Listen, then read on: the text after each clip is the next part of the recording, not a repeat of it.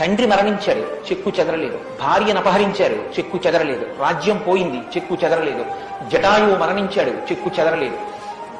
ఇలా కాదన్నయ్య, ఈ మార్గాన్ని విడిచిపెట్టి ఇలా వెళ్ళన్నాడు. తోడ పుట్టినటువంటి లక్ష్మణమూర్తి నాకొద్దన్నాడు.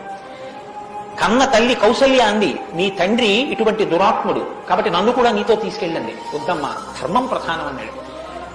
ఎన్ని పర్యాయాలు ఆయన మాట్లాడితే ధర్మం ధర్మం ధర్మం. ఇన్ని కష్టాలు పడుతున్నా ఆయన ఇతరులకు సుఖాన్ని ఇచ్చాడు, ఇతరులకు ఆనందం ఇచ్చాడు, ఇతరులకు సంతోషం ఇచ్చాడు తప్ప నేనింత కష్టంలో ఉన్నాను మీరు ఎందుకు నవ్వాలని ఆయన ఎన్నడూ అడగలేదు. అందుకే రాముడు యోగి అన్నారు పెద్దలు.